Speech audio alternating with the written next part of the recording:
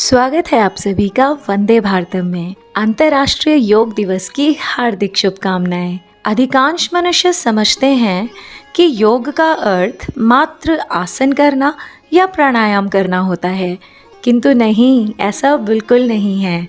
योग का अर्थ मात्र आसन और प्राणायाम करना नहीं होता। योग की अनेक क्रियाएं होती हैं जिनमें आसन और प्राणायाम भी आते हैं, किंतु ये दोनों योग की आरंभिक तल की क्रियाएं हैं बस, जिनके बाद हमें आगे बढ़ना होता है योग के अगले पड़ावों पर, योग की पूर्ति की ओर। आइए जानते हैं कि वास्तविक योग है क्या।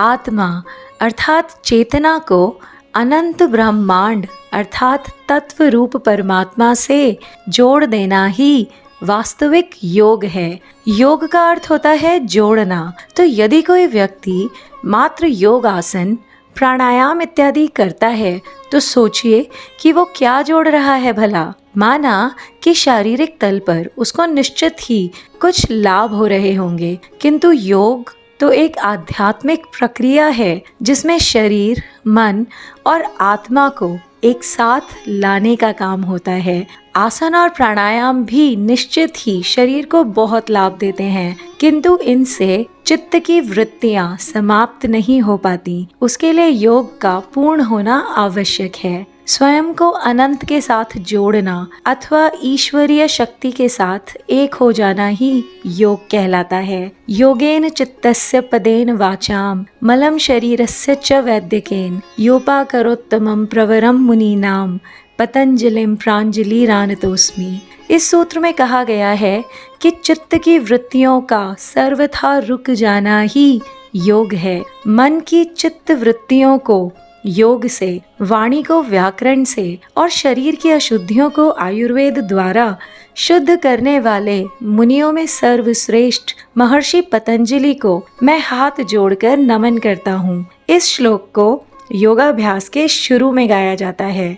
महर्षि पतंजलि ने योग को चित्त की वृत्तियों के निरोध के रूप में परिभाषित किया है, अर्थात योग का अर्थ है मन की वृत्तियों का निरोध यानी रुक जाना। तो इस अंतर्राष्ट्रीय योग दिवस योग यात्रा में एक पग और आगे बढ़ाइए। मात्र आसन ही करते न रह जाइए, बल्कि इससे आगे ध्यान की ओर बढ़िए, फिर धारणा और फिर समाधि। तब होगा योग पूर्ण, अर्थात परमात्मा के तत्व रूप में दर्शन होना ही आत्मा का परमात्मा से मिलन है। यही वास्तविक योग है। योग के 8 अंग कौन से हैं और कैसे एक एक करके योग को पूरा करना होता है, इस संदर्भ में अष्टांग योग पर बना बहुत ही विस्तृत वीडियो हमारे चैनल पर उपलब्ध है, जिसका लिंक नीचे डिस्क्रिप्शन में दिया गया है। उसे अवश्य ही देखें। और एक बार फिर अंतर्राष्ट्रीय योग दिवस की हार्दिक शुभकामनाएं। जय श्री राम।